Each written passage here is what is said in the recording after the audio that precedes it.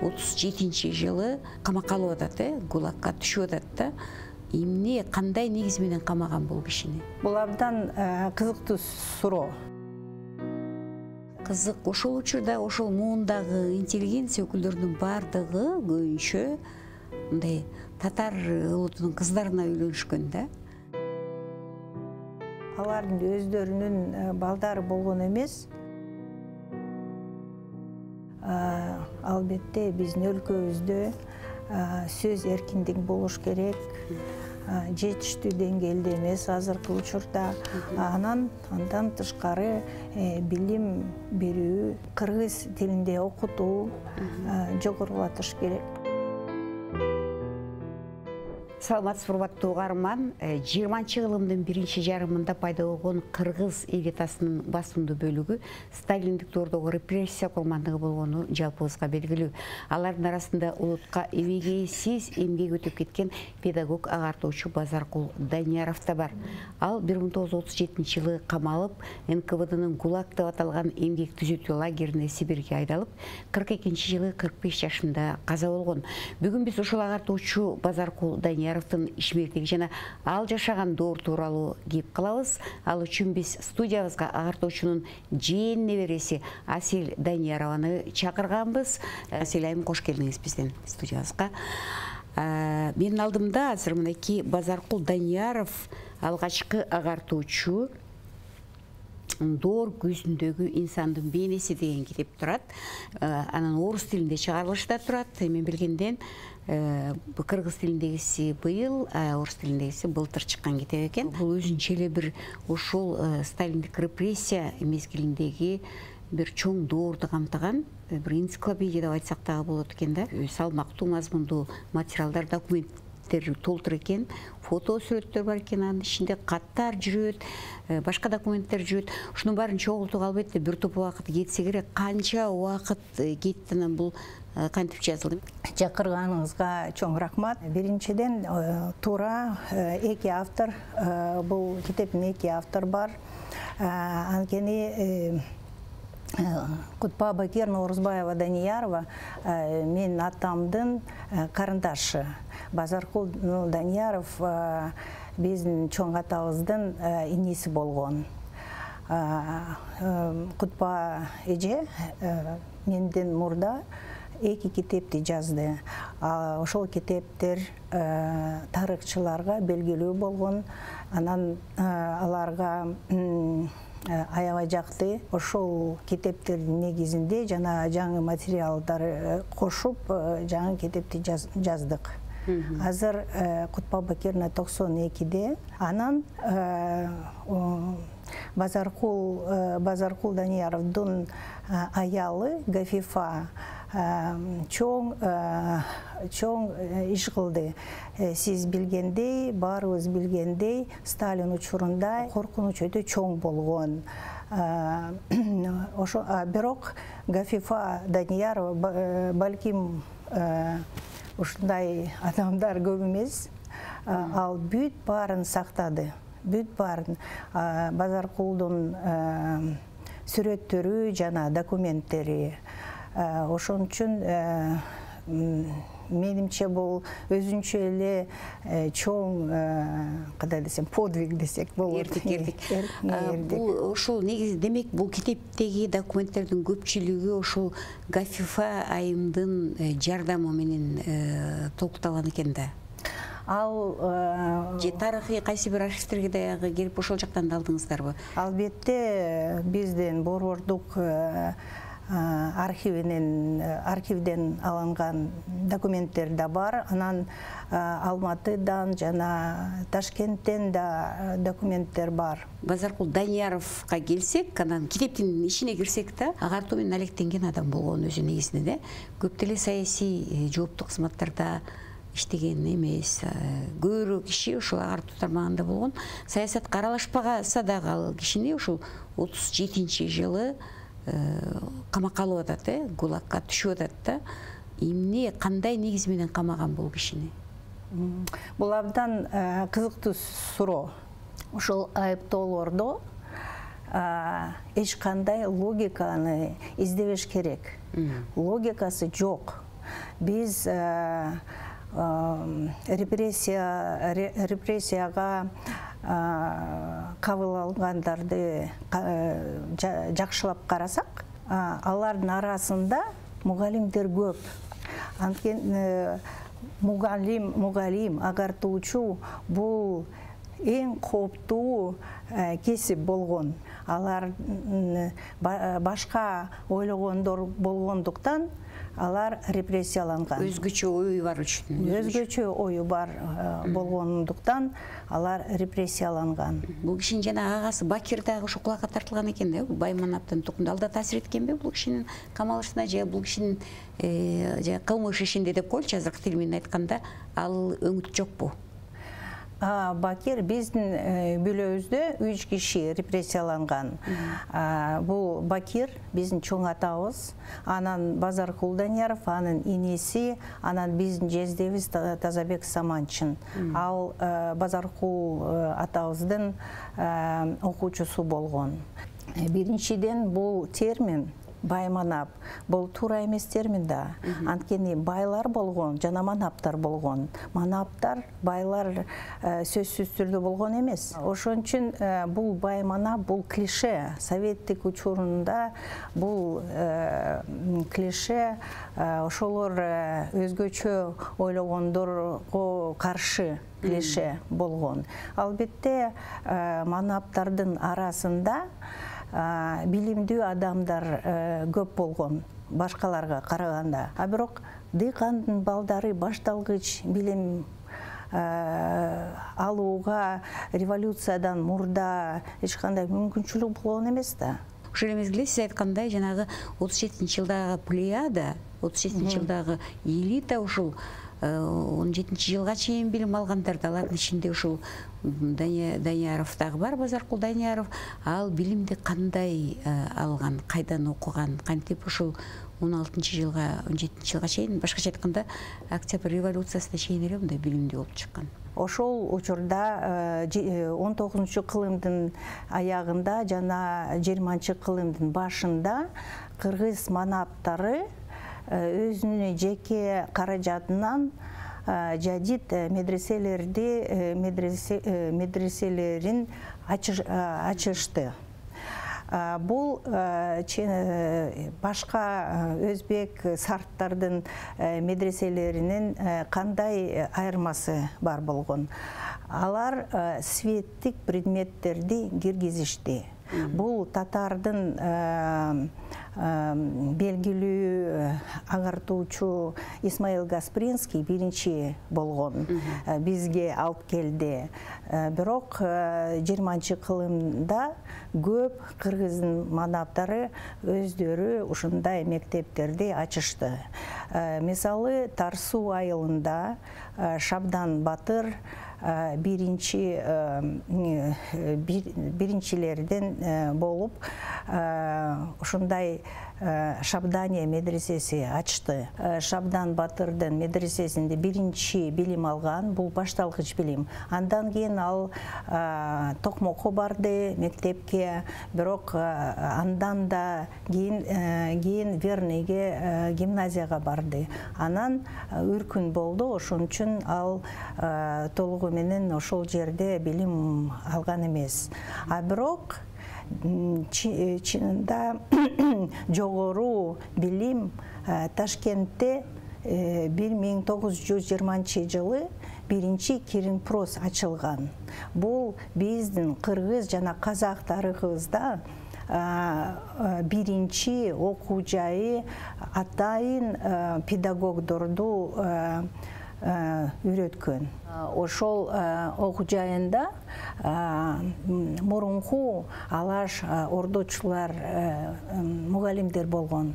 Мисалы, Халил Досмухамедов, Миржакып Дулатов, жана Магжан Жумабаев, белгилүү акын. Ошол Ташкенттеги Кирин-Прос, биринчи Кирин-Прос, 3 Кирин-Прос болгон. Ташкенттеги, Алматыдагы, анан Бишкектеги. Анан биринчи Кирин-Просто биринчи кыргыздардын биринчи окуучулары Бұл Базаркул Данияров, Осмонкул Алиев жана Касым Тынстанов болгон. Алар менен дагы Адигине Рыспеков жана алардан кейін Ажиман Шабданов, Ажигабыл Шабданов, Абдымаджид Шабданов, анан Кусейн Карасаев, Жапар Шукуров келишти, Мустафа Ахматов. Ошол эле учурда Сыдык Карачев аскердик окуу жайында окуган. Ошол кичинекей коому алардын арасында достук болгон, анан Эркин Тоо гезити уюштурууга катышты. Алардын устаты Яшеналы Арабаев болгон. Базаркул Данияровка кайрылсак, ал кишинин жеке эмгектери да, мисалы үчүн алгачкы агартуучу деп биякта да жүрүп атат. Ошол кандай эмгектери менен мисалы үчүн ал киши азыр тарыхта калды? Кайсы эмгектерин атай аласыз? Биринчи албетте бул Киринпрос. 1925 жылы биздин мамлекетибиз эгемендүү болгондуктан кийин биринчи Кыргызстанда биринчи окуу жай ачылды. Бул Киргизский институт просвещения деп аталган, кыскача Киринпрос болот. Анан аталышы өзгөрүлдү, Центральный киргизский педагогический техникум. Бүт кыргыздын интеллигенция ошол көрүнүктүү адамдар ошол окуу жайдан чыгышты. Ошол окуу жайдын биринчи директор Петр Кузьмич Юдахин, Константин Юдахиндин агасы болгон. А биринчи окуу бөлүмүнүн башчысы Базаркул Данияров болгон. 2 жылдан кийин, 2-3 жылдан кийин Петр Кузьмич Юдахин каза болду. Базаркул Данияров директор болуп калды.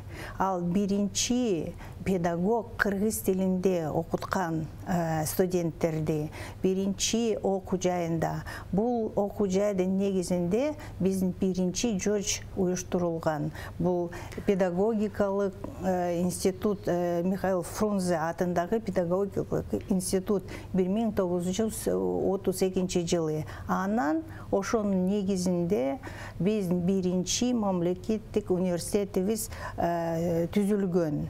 Ошондуктан бул биздин башаты, биздин окуу жайдардын башаты. Базаркул Данияров ошонун башында турган. Молдо Кылыч Шамыркан уулунун китеби чыкты. Ошол тизмесинде болгон. Базаркул Данияровдун кириш сөзү менен чыкты. Бир нече китептер, биринчи китептер биздин мамлекетибиз басып чыгарылган. Ошолорду чыгарууга Базаркул Данияров чоң салым кошкон, анан кириш сөздөрдү жазган, жана анын өзүнүн окуу куралдары ошол учурда чыккан. Дагы кечирис дагы бир чоң иш, ал латын арибинин киргизүүгө катышты. Кандай болгон учурда дагы бул адам Базаркул Данияров агартууга жан дили менен киришип, ошого чоң эмгек кылган адам болгон экен. Ал жөнүндө өзү жубайына жазган каттарында дагы кийин абакта жатканда да айтып атат. Ушул китептеги эң маанилүү учур бул каттар экен да, 17 кат бар экен. 17 кат ошол 39 жылдан баштап жаза баштаган го дейм. 41 жыл акыркы каты келген экен. Бул китепке таянсак да 42 жыл ойлоп атат. 41 жылы кат токтоп атат да, ошонун акыркы каты келбей калган. Өлүмүнүн себептери эмне деп түшүндүрүлдү ошондо? Архивтерде кандай экен? Бул китепте бар. Ал анын жүрөгү токтоп калды. Албетте ал ачарчылыктан, анан азаптан өлдү. Бул түшүнүктүү. Бирок биринчиден биз баарыбыз билебиз, совет учурунда репрессиялангандардын каттары гана эмес, элдин баарынын каттары текшерүүгө жашыруун түрдө салышты. Ошон үчүн жеке корреспонденцияны почтада бирөө окуду. Ошон үчүн ал саясат жөнүндө жазган эмес, бул түшүнүктүү. Анан ал кээде латын ариби менен жазды, кээде араб ариби менен. Эмне үчүн? Менимче бул араб ариби менен жазганда ошол тергөөчү же почтада отурган текшерүүчү түшүнгөн эмес. 1941 жылы ошол каттар токтоду. Анткени согуш башталгандан кийин өзгөчө токтом чыгарылган, уруксат берилген эмес. Согуш мезгилине байланышкан жаңы саясат болуп калды ошон үчүн. Өлгөндүгү тууралуу маалымат качан белгилүү болгон? Сталин 1953 жылы өлдү. Ошондон кийин акталоо процесси башталды.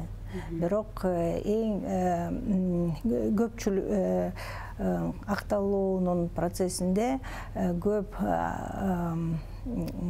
расмий түрдө акталоонун каттары токтомдору 58-59 жылы чыгышты. Мисалы Гафифа ошол органдардан катты алды 1959 жылы состав преступления деп жазышты ошону. А бирок бул менимче бул чыныгы акталоо эмес да. Анткени элге айтыш керек, кечирим сураш керек. Азыркы учурда ушундай мүмкүнчүлүк бар. Гафифа айым Базаркул Данияровдун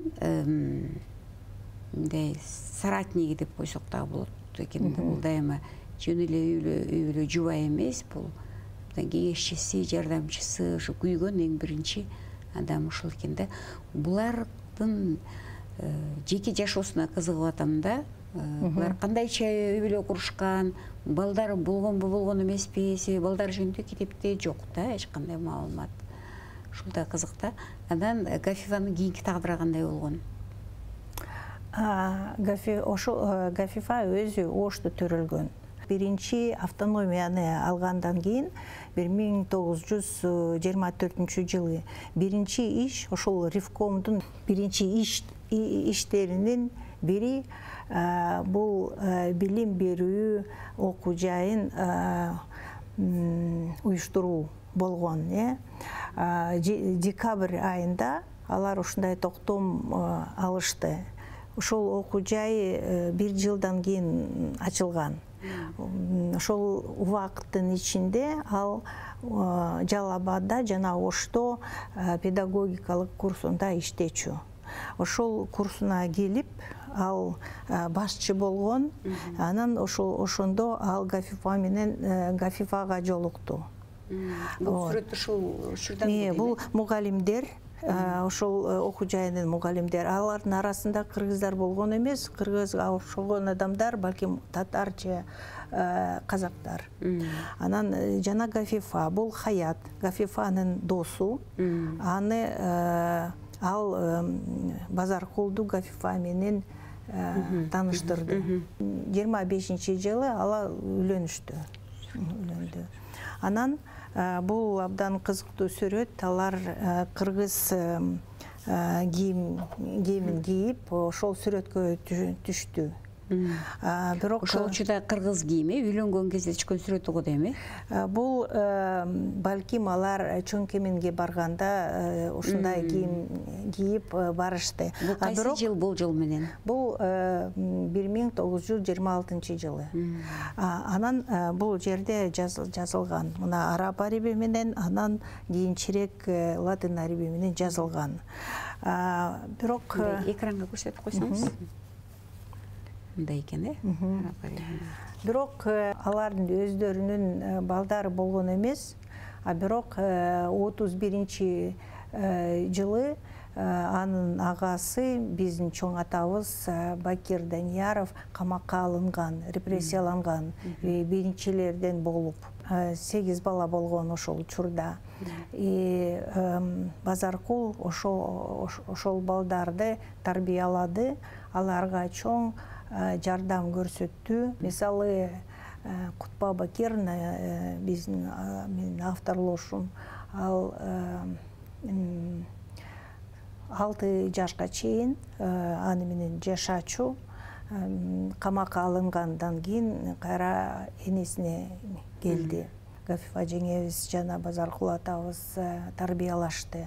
Гафифанын жээндери, сиңдилери да алар тарбиялашкан. Кызык, ошол учурда ошол муундагы интеллигенция өкүлдөрүнүн бардыгы көбүнчө мындай татар улутунун кыздарына үйлөнүшкөн да. Кызык, бул менимче түшүнүктүү. Анткени ошол учурда билимди аябай жогору баалашты. Ким билимдүү болгон? Кыргыз кыздарга караганда татар кыздары сабаттуу, билимдүү болгон. Ошон үчүн көп кыргыз билимдүү жигиттер татар кыздар менен жүрүштү, сүйлөштү. Ошондуктан Гафифа жана Нагыма Айтматова жана Мискина Танина, Осмонкул Алиевдин аялы жана Фарида Эсенаманова, алар курбулар болгон. Көп курбулар болгондуктан алардын жолдоштору аны менен көп жолукту.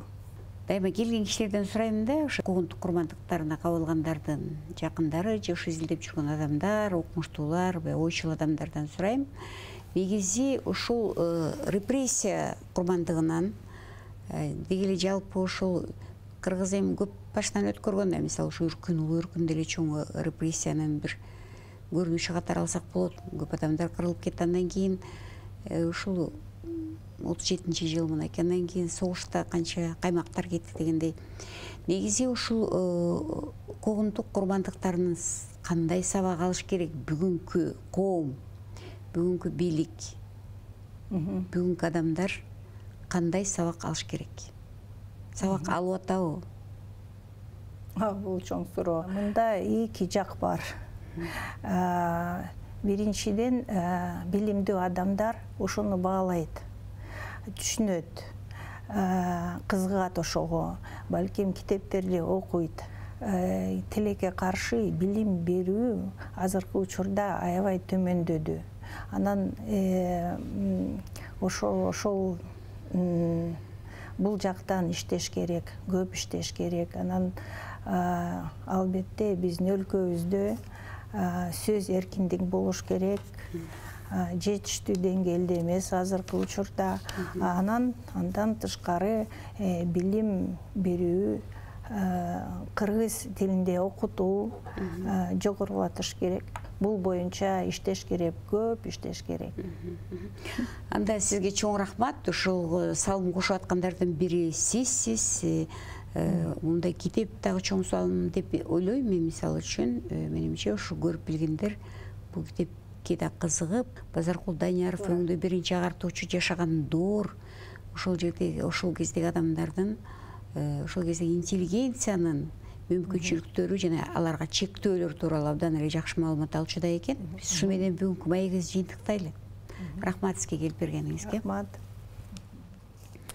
Урматтуу көрөрман, угарман, бүгүн биз 37-жылы камакка алынып, 42-жылы ГУЛАГта каза болгон белгилүү биринчи агартуучу Базаркул Данияров жөнүндө сүйлөштүк. Базаркул Данияров жөнүндөгү маалыматтарды биз менен Асель Даниярова бөлүштү. Асель Даниярова менен маекти Бишкек студиясында мен Бурулкан Турдубек кызы Сарыгулова жүргүздүм. Аман болуңуздар.